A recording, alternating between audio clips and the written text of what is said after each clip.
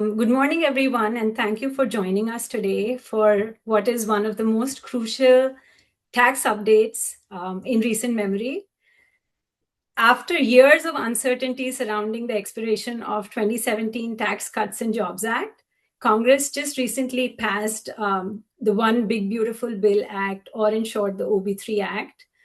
The legislation did not only made permanent and preserved some of the provisions that were set to expire, but also introduced some brand new provisions that surrounding individuals and businesses that provide tax planning opportunities for year-end planning and to maximize tax deductions for both individuals and businesses.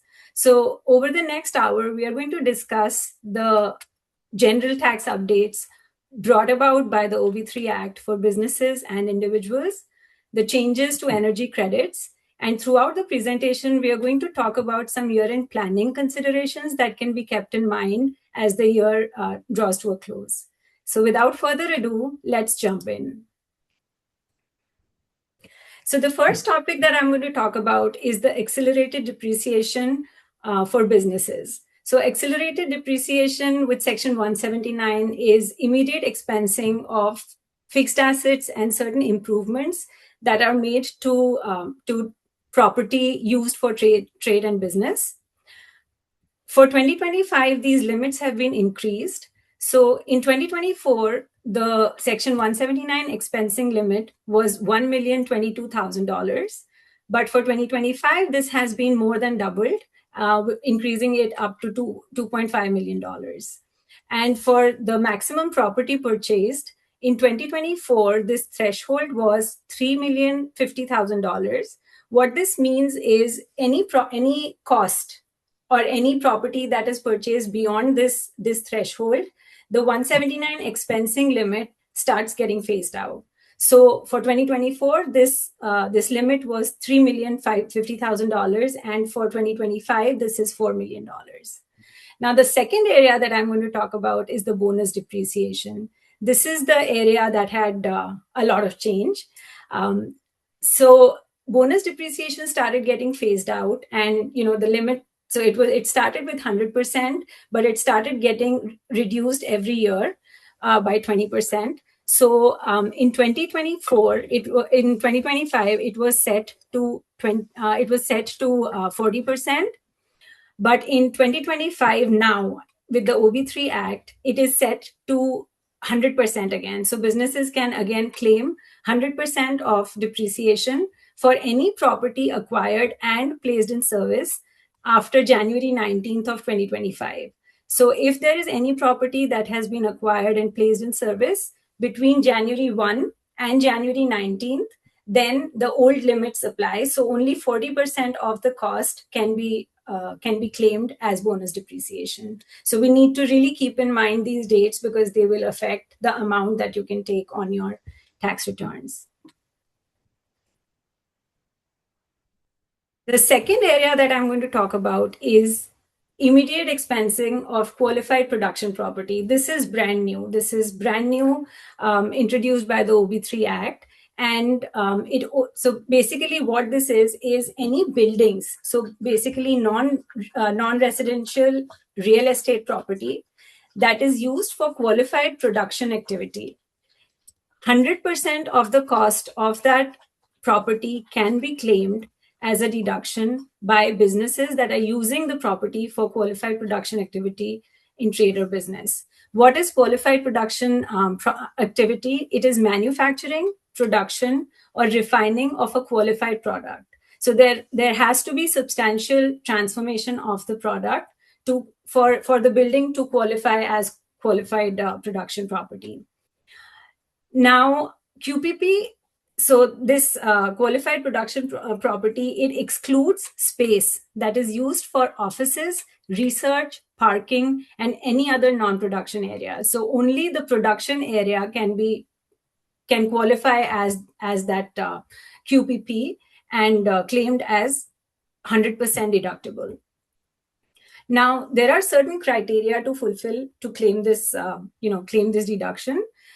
The property must be placed in service in the US or a US territory, and the construction must begin after 1 or January 19th of 2025 and before January 1, 2029. So this is the construction beginning dates.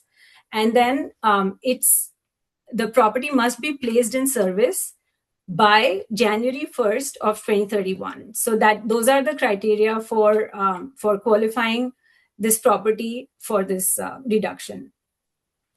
And the building must be used by the taxpayer. So if there is a lessor of the property, they will not be eligible to take this deduction because they will not be considered as the user of the property. So this does create a barrier for S corporations and partnerships operating businesses that hold their real estate in a separate LLC as a self-rental. So we are expecting more clarification for this specific item. But other than that, the qualified production property, if all of these criteria are fulfilled, then there is immediate expensing of the cost of the non-residential real estate property.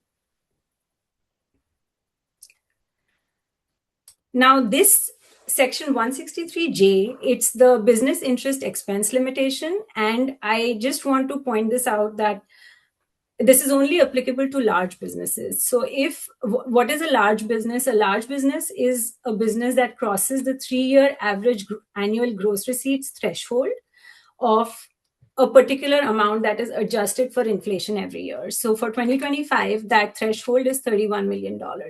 So if a business falls in that category, it's considered to be a large business. And then this business interest expense limitation applies.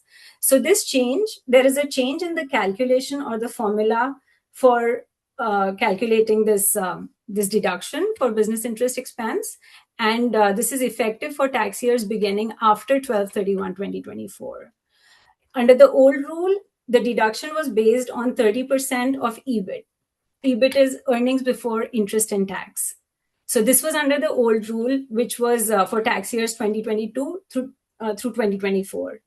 Now, a major and very favorable change has come around with the OB3 Act. Basically, what has been done is how this was before, between years 2018 to 2021, it has been restored to that. So now the calculation also includes the depreciation and amortization. So now the deduction will be based on 30% of EBITDA, which is earnings before interest, tax, depreciation, and amortization, which makes the adjusted taxable income higher, increasing the 30% deduction for business interest expense. So this is a very favorable change for large businesses because a lot of large businesses were getting adversely affected by the prior rules. Then this next area is about the Section 174 research and experimental expenditures. As many of you may know, starting in tax year 2022, there was a change that businesses were no longer allowed to expense specified research and experimental expenditures in the year incurred. So these expenses needed to be amortized over 5 years, or if these were foreign research, then it was 15 years. So this was only for 2022 to 2024. Now, what has happened is with the OB3 Act, these expenditures, they can be 100% expensed in the year incurred for tax years beginning after 12/31/2024. But the foreign research expenses still need to be amortized over 15 years. So all taxpayers, individuals or businesses who have these expenses, they have a few options. If they have fallen in that category of 2022 to 2024, amortization of that cost. If there is any remaining unamortized cost of these expenses, they can either keep continuing to do that, like they can either keep continuing to amortize those costs, the remaining costs, or they can immediately expense the remaining unamortized cost in 2025. Or the third option is they can do this ratably over 2025 and 2026. So there are a few options that businesses can take. opt for. And then there is another option for small businesses. Again, small businesses are the ones that don't cross that threshold of $31 million average annual gross receipts. So if they fall in that category, then since this is a retroactive change, they can go back to 2022, 3, and 4 and amend those returns. But this is only for small businesses and not for large businesses. So, keeping this in mind, this is again a very good change and positive change for businesses who are into these research and experimental space to immediately expense those expenditures in 2025. And with this, I'm going to hand it over to Sarah. Perfect. Thank you. So to continue talking about some general tax updates for business, we're now going to talk about the qualified business income deduction. So with the OBBA, the 20% deduction that we have been getting since the Tax Cuts and Jobs Act, TCJA, that is now been made permanent. It was set to expire after tax year 2025. So we were always going to get it here for tax year 2025, but it was set to expire after that. But it has now been made permanent for 2026 and moving forward. And remember, the QBI deduction is calculated using business income, but the deduction is ultimately taken on the individual tax returns. It's either passed through to the individuals with an S Corp or a partnership, or on a Schedule C on the individual tax return. There were some other updates or enhancements to the QBI deduction through the new bill. So there is an increased phase-in for SSTB. This is also going to start in tax year 2026. But this increased phase-in is going to benefit the taxpayers that are SSTBs. And remember, in SSTB, I have it listed here really tiny on the bottom of the slide, but that is the taxpayers that are the specified service trade or businesses. So law firms, accounting firms, financial services, et cetera. There's a whole list of those. So there's an increased phase-in range for them. And there is also a new $400 minimum QBI deduction for any taxpayer who has at least $1,000 in QBI from one or more active trades or businesses. And this for any, this isn't just for the SSTBs, but that $400 deduction is also going to start in tax year 2026 and is indexed for inflation.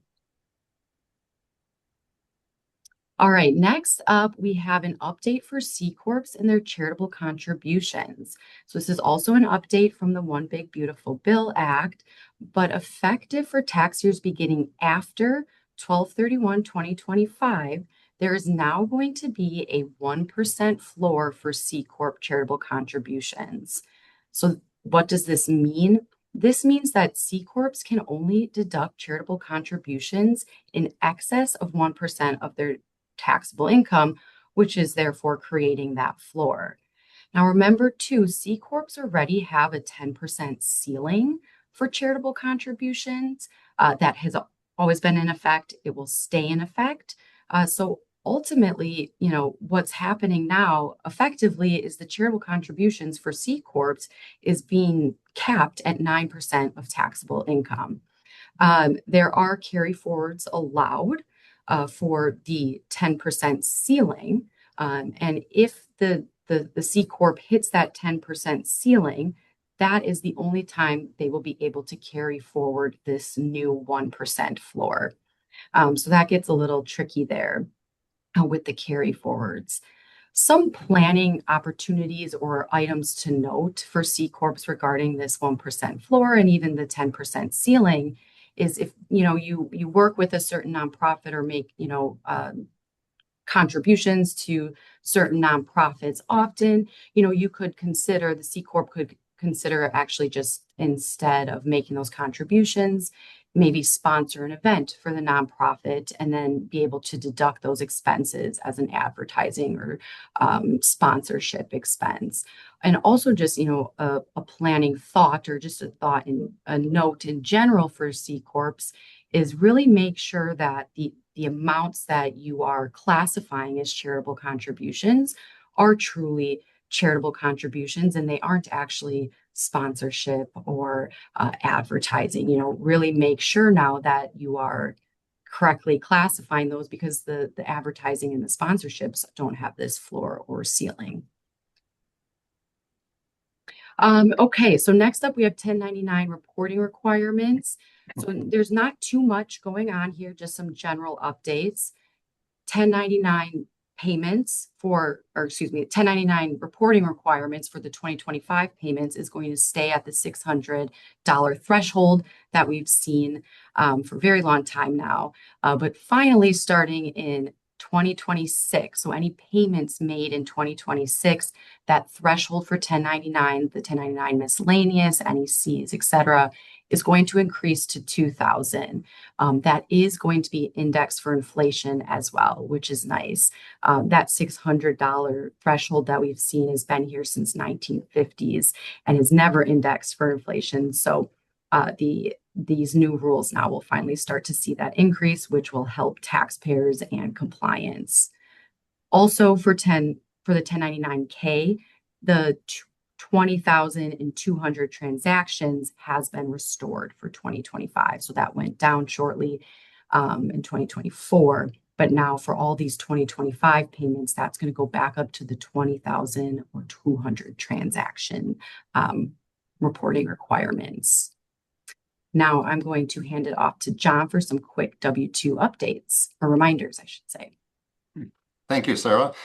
Yeah, we always like to remind employers this time of year that when you're doing W-2s for employees, there's certain things that need to be added to the W-2s in order to remain in compliance.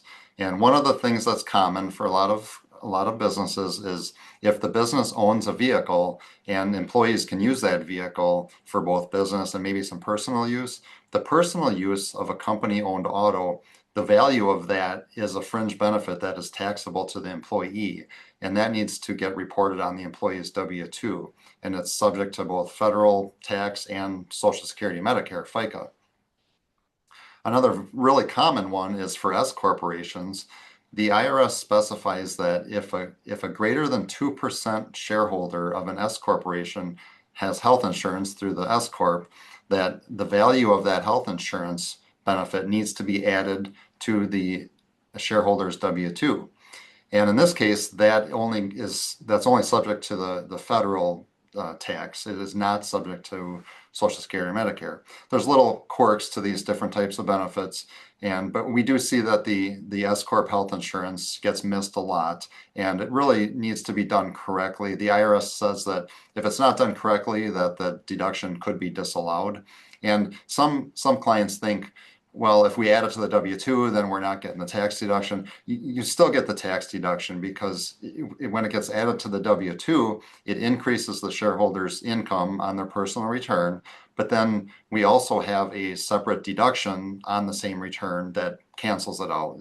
It's a somewhat of a silly hoop that the IRS makes people go through, but it does not create any more tax, but it needs to be done correct.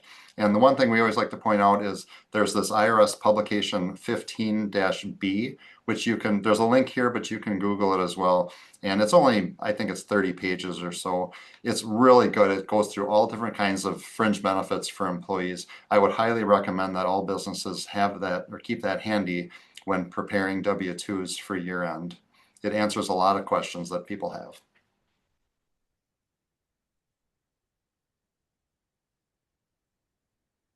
Thank you, John, for that. Now I'm going to talk about the general tax updates for energy credits. So the main thing is the OB3 Act has accelerated the sunset of most of the energy credits. For businesses, there is still some time, but for individuals, most of them have either expired or are expiring. So I'm just quickly going to go through the old rules and the new rules, and also basically just tell the timelines.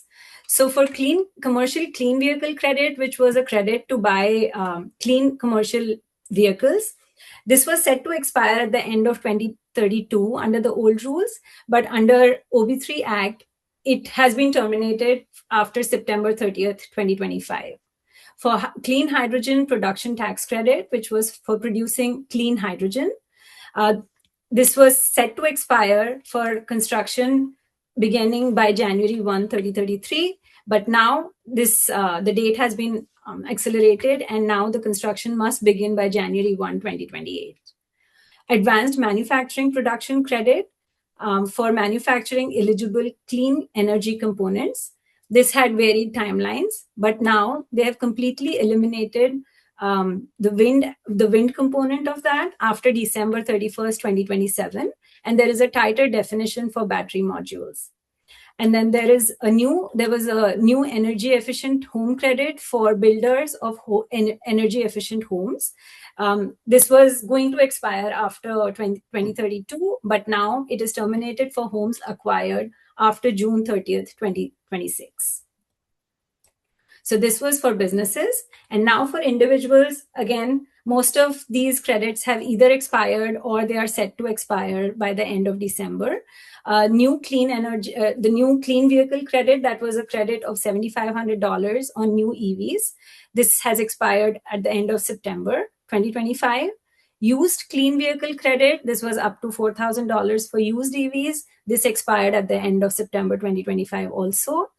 Residential clean energy credit, this was a 30% credit for renewable systems, example, solar panels and geothermal energy.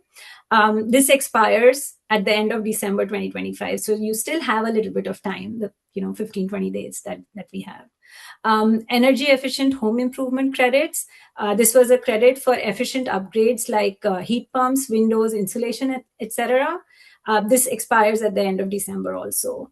There is alternative fuel vehicle refueling credit. This is for charger installation for EVs.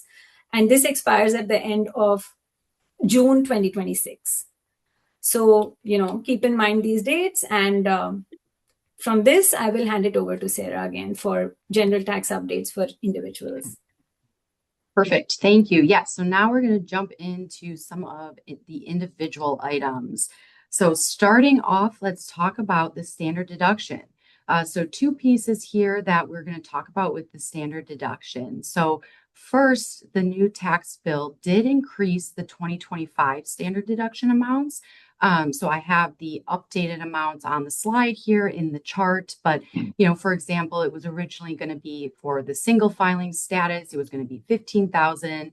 For the married filing jointly status, it was going to be $30,000 for 2025, and now you can see those increases there. So that's good news. And then in addition, the OBBA also made these increased standard deduction amounts permanent for 2026 and forward. So these increased amounts were set to revert back starting in 2026 to their pre-TCJA amounts. So I'm going to give a really quick little background on that because I'm going to bring it up again in later slides when we talk about other certain items. But if you remember in 2018, when TCJA, many of the provisions took effect, we saw a large increase in the standard deductions, and they've continued to have this be that large amount with index for inflation over, these past 7 years. And prior to TCJA, they were much lower. So for example, in 2017, the married filing joint standard deduction was $12,700. And with the Cuts and Jobs Act, it jumped up to $24,000. So we had that large increase. And so it was at this time when these standard deduction amounts increased, and for a few other reasons, that now many taxpayers were no longer itemizing their deductions, and they were instead taking the standard deduction. Because remember, a taxpayer can do either or. All taxpayers get the standard deduction, but if they have the certain expenses that are eligible, for the itemized deduction, and the total of those expenses surpass the standard deduction, they get to take the greater itemized deduction. But if not, they can all take the standard deduction. And with these increased amounts, we saw many taxpayers no longer itemizing their deductions. But anyways, getting back to that, more taxpayers are now taking these larger standard deductions. And that's the trend we've seen, and we probably will continue to see. Maybe a little changes will come, but that's probably the trend we'll continue to see with these larger standard deductions. Just wanted to give that little background because it'll come into play when I talk about a few other items. So the standard deduction has been increased for 2025. These amounts have been made permanent for 2026 and forward, and they will continue to be indexed for inflation. And we'll get back to some of those items. All right. In addition, in addition to the regular standard deduction, there is an additional standard deduction for those who are 65 and older, and or if they're blind. I have the 2025 amounts listed out here in the chart. There's a small increase from the prior year, not too much more going on here. Next up, we have a new senior deduction, or what is being called the senior deduction. This is a new provision that also came from the One Big Beautiful Bill Act, and it is a new $6,000 deduction for those who are 65 or older. This is in addition to the additional standard deduction amounts we just talked about, and the $6,000 is per individual. So if the taxpayers are married filing jointly, and both taxpayers are 65 or older, the total deduction could be $12,000. There is a phase out that I have listed here on the slide. If the taxpayer's modified adjusted gross income is $75,000 for single, $150,000 for married filing jointly, they will start to get phased out of the $6,000 deduction. The $6,000 deduction will be reduced by 6 cents for every dollar that the modified adjusted gross income is over these amounts. So there may be some high income senior 65 or older taxpayers that won't see this full benefit of 6,000 or won't see the benefit at all. This is a temporary provision. It's starting here in tax year 2025. So we'll see it for this filing season, and it'll go through 2028, but then it will be gone unless something changes. All right, so let's talk about the 2025 tax brackets. Every year, we like to just put these on here so you can see them. There are a few items to note on this, though. With the new bill, these lower tax rates are here to stay. So as you can see, the highest tax rate that we have right now is 37%. That was set to be there for 2025, but it was going to revert back to the pre-TCJA tax rates, which would have then made the highest tax rate 39.6%. But that is no longer going to happen. These lower rates have been made permanent for tax year 2026 and forward. So that is good news for taxpayers. And then very briefly here, we can just look at what the 2025 capital gains tax rates and brackets look like. Those tax rates are the same as they have been, the 0, 15%, and 20%, but the bracket income thresholds are slightly increased for inflation compared to the prior year. All right, next up, we are going to talk about, retirement contribution limits for 2025 and 2026. I have split this up on a few slides so we can talk about kind of each chunk of different type of retirement plans. And I do like to put both 2025 and 2026 on there. So, we have 2-ish weeks, a little bit more left of 2025 to make sure you haven't over contributed or if you want to contribute more. And then it's nice to see what our outlook is going to look like for 2026 and do some planning and to see those nice increases. So that being said, if we are just looking at traditional IRAs or Roth IRAs, not employer 401ks, just if you have a personal traditional IRA or Roth IRA, here are your limits for 2025 and 2026. So the contribution limit of $7,000, that's the same as it was in 2024. That would be the same here in 2025, but we'll finally see that increase of $500 in 2026. The catch-up contribution for over 50, that has been at $1,000 now for a few years. That's going to be $1,000 here for 2025, but we're finally going to see that be indexed for inflation starting in 2026. So it'll be $1,100 and it'll continue to be indexed for inflation. All right, so next up, we do have those employer sponsored plans, a 401k or 403b, those limitations. So there is a $500 increase for the employee contribution for 2025. It's up $500. It'll go up $1,000 for 2026. The catch-up contributions are still at $7,500 for 2025. It was also that for 2024, but it will be indexed for inflation for starting in 2026. So that's all good news, and it'll go up to $8,000. In addition, now you might see that starting in 2025 here, there is a higher employee contribution catch-up for those aged 60, 61, 62, and 63. This is what is being called or is known as a super catch-up. This started here in 2025. It will be that $11,250 for 2025 and 2026, as you can see on the slide, but then it'll start to be indexed for inflation in 2027. So kind of to summarize the different types or different limits, of employee contributions allowed, in 2025, the 401k contribution limit for those under the age of 50 is $23,500. Those who are aged 50 to 59 or 64 or older are able to contribute up to $31,000. And those who are aged between 60 and 63 are able to contribute up to $34,750. And same idea for 2026, just with those increased amounts. All right, and then the last piece we have on the retirement plan contribution is just briefly talking about if they're SEP IRAs or simple IRA. So both of those limits have slightly increased from 2024 and will slightly increase again in 2026. Now, remember though, with the SEP IRA contribution, it's really worded as that contribution is 25, the limit is 25% of eligible employee compensation up to $70,000 for 2025, $72,000 for 2026.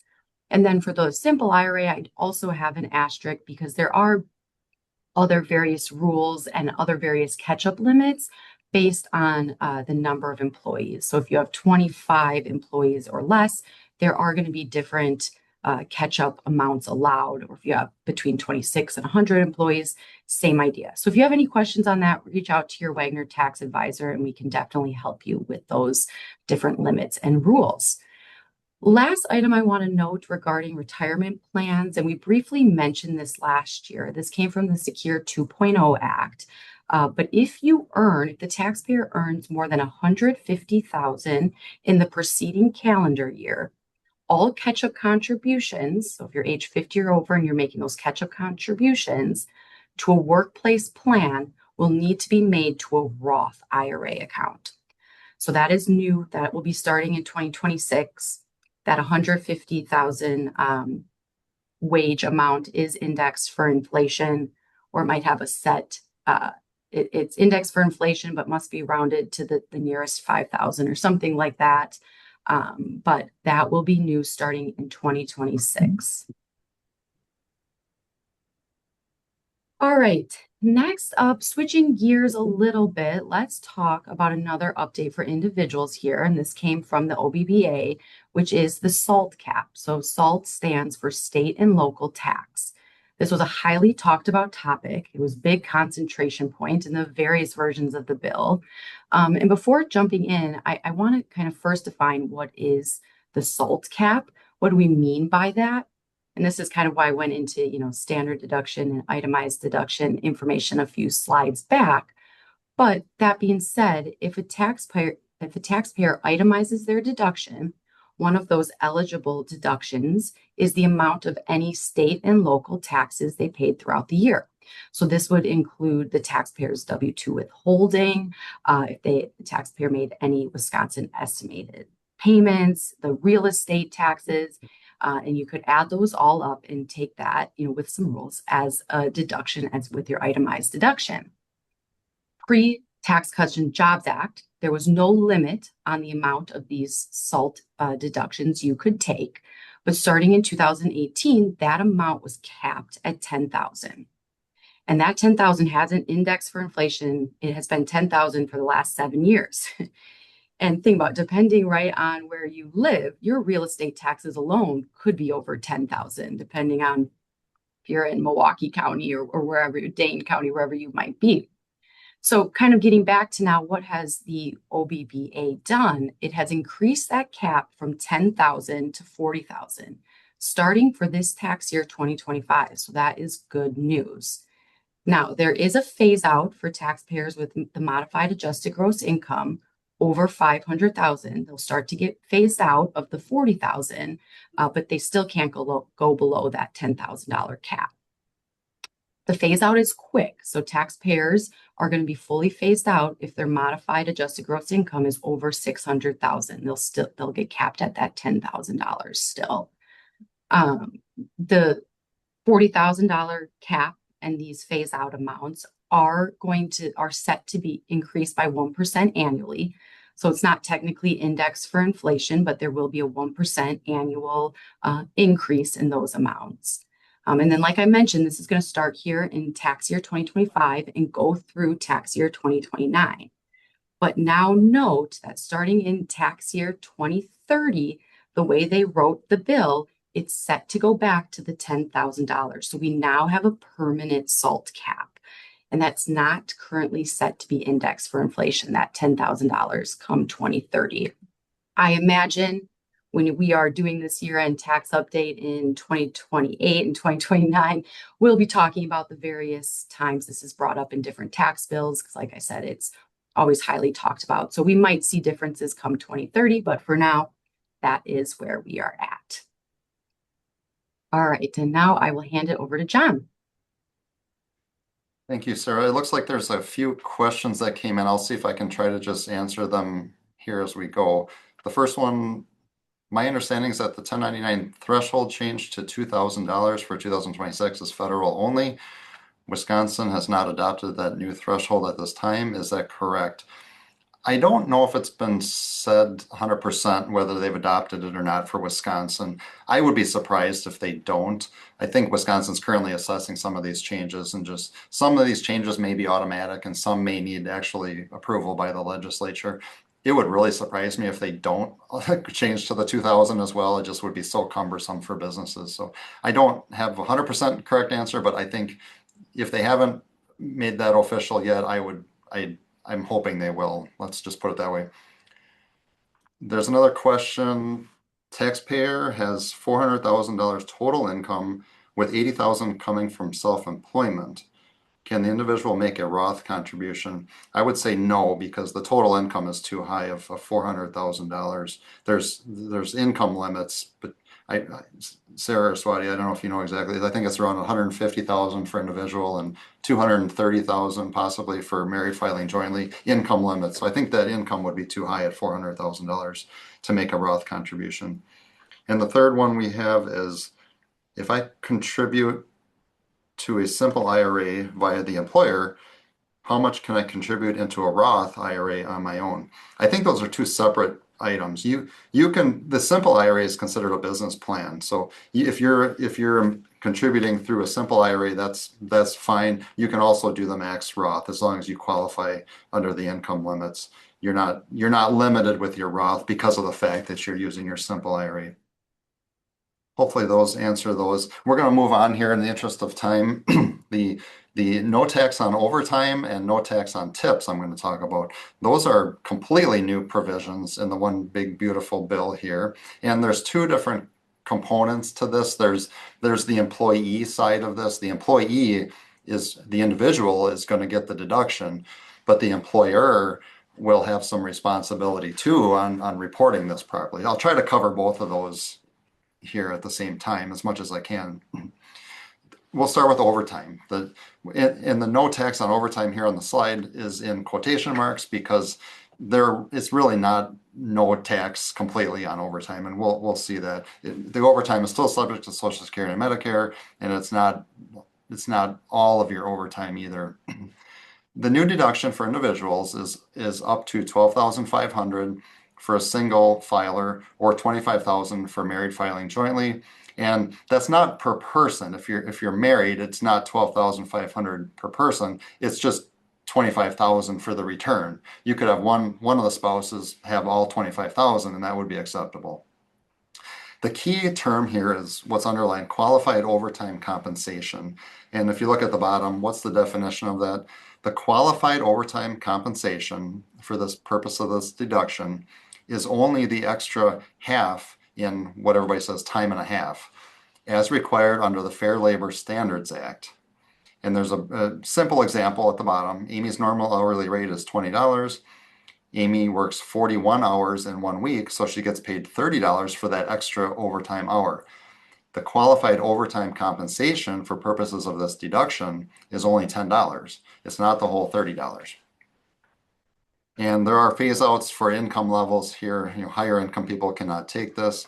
This provision goes from tax years 2025 through 2028 only. It is a temporary provision. And before I forget, I'll just mention that regarding this overtime and tips, we have a lot of resources on our website, a lot of articles and blog article type things on our website. So feel free to go to our Wegner CPAs website under the tab called Insights. It's called blog, I think. And we've got multiple articles for both employers and individuals here on how these things work. The amounts for overtime it says here, will be reported on the W-2. And there's a little quirk in that. There's a transition period for 2025 tax year.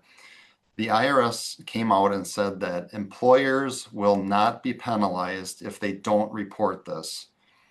Going back to the W-2 preparation, normally you have to make sure you put all the proper information on the W-2s. For 2025, the IRS has said they will not penalize employers for not doing this. My recommendation is for employers to try to do it as best you can because it helps your employees. If it's not, we'll see on the next slide, I think that if the employee doesn't have anything reported on their W-2 and they believe they're entitled to this deduction, they're going to have to try to figure out themselves, which is tough. It's always easier if the employer can help their employees out on figuring this out. And can you go back one, Sarah? Are you? Yeah, okay. Yeah, just mentioning about the W-2s. For 2026 tax year, the IRS actually has come out with a specific code for overtime. It's in box 12, code TT, and the tips is code TP, I believe. That's for 2026 only, and that's where this transition period. And employers need to know that for 2026, you do need to do this. There will be penalties if you don't. And 2026 starts in a few weeks.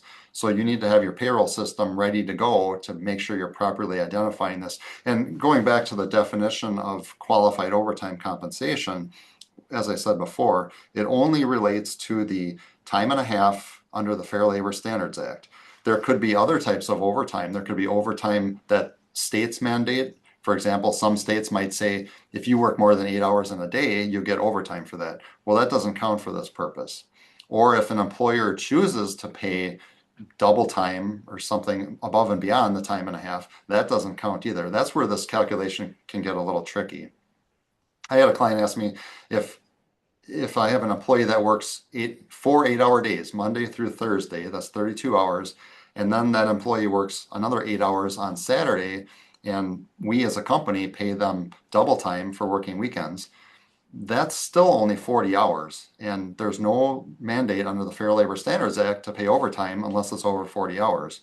So that employee worked 40 hours, but in the employee's mind, the employee will probably think, well, I got paid overtime for that Saturday, but none of that would be qualified for this deduction. There's a lot of little ins and outs with this that people need to be aware of. We can probably move on to the tips, Sarah, just to keep things moving. Tips is going to be very similar to the overtime. The deduction for tips is up to $25,000 on a tax return, and that could be either a single filer or married filing jointly. There is $25,000 regardless, whereas the overtime, it's $12,500 for an individual or $25,000 for married. So for the tips, it's just $25,000. And it has to be what they call a specified occupation. Typically what you think tips would be, restaurants, things like that. There's phase outs here as well. And again, tips deduction is temporary as well, 2025 through 2028. And here, same thing, employers will eventually need to be reporting this on W-2s for 2026. It's highly recommended to do it for 25 as well if you can. And then the IRS did come out with some guidance very recently for individuals for both the overtime and the tips, saying, well, what if you're an employee and your employer doesn't give you any information on your W-2 or any other statement? What do you do? And this guidance that came out had some examples about how you can reasonably determine what your deduction is. And we won't go through all the specifics of that. Just know that it's out there, that they do have some examples of how an employee can calculate their overtime or their tips if it's not reported by the employer. And is that it, I think? All right. Yeah. Yep. I can Okay. jump to the next one then. Great. And then just to say again, too, John mentioned this, but there's great resources, handouts, blogs on our website regarding these, because I'm sure a lot of questions will be coming employers' ways, and employees will also have a lot of questions as well. All right, so jumping to the next one, there is also a new provision kind of going along with, what John was saying, this one's called no tax on car loan interest. So what this really means is that there is a new deduction of up to $10,000 for interest paid on a loan used to purchase a qualified vehicle. So what's going to be a qualified vehicle? It's going to be, car, minivan, SUV, truck, motorcycle, what we think about. But few main things, but two main ones is the gross vehicle weight rating has to be less than 14,000 pounds. And the big one is that the final assembly has to be undergone in the United States. That's going to be the big piece. And to find out that information, you can either, look at the dealership on that piece of paper that's on, like the window that is going to need to be listed there. That's what the bill said. Or there's also an online lookup where you can put the VIN number in, and it will say the vehicle's plant of manufacture. And if that is in the United States, you can use that as well. Also, then in addition, the vehicle has to be for personal use. This cannot be for business use vehicles, and lease payments do not count.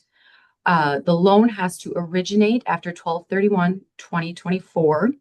So starting in any cards purchased after 2020, starting in 2025, there is a phase out, and this one is also temporary. It will go through 2028.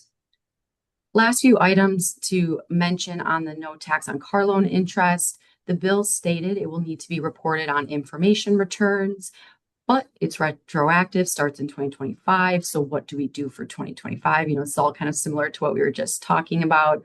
The IRS did provide transition relief via notice 2025-57. And they said that the lenders, so those that are, lending out, making the loan, that's the car dealership, etc., will have met their reporting requirements, obligations, if they make a statement available to the buyer by January 31st, 2026, indicating the total amount of interest received. And they can do this either via an online portal that the buyer can easily access, in a regular monthly statement, or if you get a year-end statement for your car loan, it can be listed on there, and that will relieve the lender of their reporting requirements. And the IRS also said in this notice that if they do that, they will not impose penalties on the lender. That's for 2025. Again, starting in 2026, we'll see it on the information returns. So it would either, whatever situation you're in, if you are the lender or if you are the buyer, if you're the buyer, look for those places to find that qualified interest amount if you purchased a car in 2025 year and it meets the other qualifications. Okay, so now we're going to walk through, there's 3 charitable contribution updates that came into effect in OBBA. I'm going to go really quick. They all take place in 2026, so I know we're running out of time here. So there is a new cash charitable contribution deduction for non-itemizers. So this deduction is up to $1,000 for single, $2,000 married filing joint for any cash contributions made for the taxpayer. So remember, I mentioned those increased standard deduction amounts. More taxpayers are not able to take the itemized deduction. They were therefore losing any federal tax benefit from making a charitable contribution. And this is a way to kind of bypass that. So they can now see a tax benefit for making a charitable contribution, cash charitable contribution. It's meant to help taxpayers, similar to what we saw in 2020 and 21. But like I mentioned, it must be cash. Donating cash to a donor advised fund does not count. There are no carry forwards. And this starts in tax year 2026 and is permanent. And this will hopefully, have a positive impact to taxpayers. Next up, really quickly on this one, because not much has changed, we're just quickly talk about the 60% of AGI ceiling. It was 50% prior to TCJA. It was increased to 60%. It was set to go back to 50% in 2026, but has now been made permanent at the 60% of AGI for cash charitable contributions. This will have a positive impact on taxpayers. It gives it gives donors more flexibility to make more and fully deduct large cash gifts. The 60% of AGI ceiling does apply to the deduction we were just talking about, but the way the math will go there, it'll be very rare to see that, but wanted to point that out. Next up, we have a new provision from OBBA that it created a 0.5% of an AGI floor for all charitable contributions. So this is kind of like the C Corp 1% floor I mentioned earlier. Now this is for individuals and for all charitable contributions they make. There's now going to be a 0.5% floor. So essentially that's saying charitable contributions will only be deductible to the extent they exceed 0.5% of the taxpayer's AGI. This is going to start in tax year 2026. It is permanent, and we could see a negative impact to taxpayers on this. Unfortunately, this is the first time taxpayers have ever seen a floor. Individual taxpayers have ever seen a floor on charitable deductions. It could discourage contributions, but it's going to lead to a lot of planning strategies that will have to be done. If you're a taxpayer who's on the fence of making charitable contributions here in 2025, or hey, maybe I'll do it in 2026, 2025 is the time to do it, because this won't take place till 2026. But of course, reach out to your tax advisor here at Wegner, and we can help you strategize and come up with the best plan. Next up, we have the PEAS limitation. The OBBA permanently eliminated the PEAS limitation. It was set to come back in 2026, but it has permanently been eliminated. With that, in that same breath, the bill also made then a new 2% itemized deduction limitation. It's not the same as PEAS, but it kind of went hand in hand with when they wrote the bill. But there is now going to be a permanent 2% itemized deduction limitation for the taxpayers in the top marginal tax bracket. So this is only going to be for those taxpayers in the 37% tax bracket, but it's essentially, it will reduce the maximum tax benefit of itemized deductions for income. For those, again, taxed at the 37% bracket, it'll take your tax benefit down to 35%, essentially. We're going to need more guidance on how some of this is going to work with different tax rates. If you got, if you have some capital gain tax rate happening, but we will see what happens there. The only other item I wanted to mention on that is, now this is for all itemized deductions. That's where the 2% will happen. So it's after charitable contributions, SALT cap, after all of the other caps and deductions and ceilings and floors, and there will be no carry forwards allowed. This is also going to take some tax planning. Again, starts in 2026. So if you're thinking about, making a large contribution, this could help. paying real estate taxes, whatever it might be, reach out to your Wegner tax advisor to help you work through some of those. All right, and then Swati, I'll hand it off to you. All right, thank you, Sarah. That was a lot of good information. I'm going to talk about some changes that have come around for wagering losses. These are gambling losses. There is no change for 2025, though. I really wanted to mention that. So for 2025, the gambling losses are still deductible up to the amount of gambling income. But for 2026 and forward, this has been made permanent. That only 90% of wagering losses Sarah, maybe can we be should take over. It sounds like you're having technical can difficulties be with Swati deducted here. on your tax return. So it is the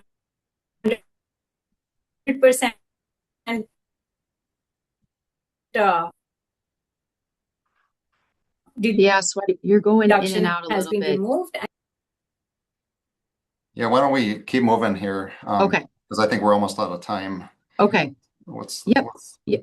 Yep. So yeah, wagering losses, this will start in 2026. So now the amount of loss allowed is going to be limited to 90%, not to exceed the winnings. So even if your losses are greater than your winnings, you'll still be taxed on that 10% there. Next up, we have the child tax credit. I'll go quick through this, but there is an increased credit amount for 2025, and these increased amounts have been made permanent for 2026 and forward.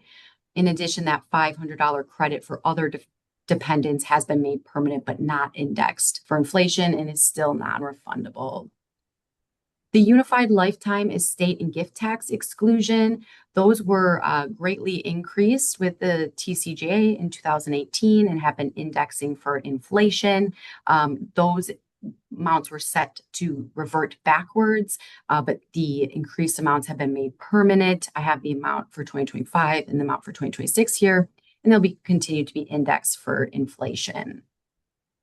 All right, there is a new Wisconsin retirement income exclusion. We have a chart here listing out what these will look like.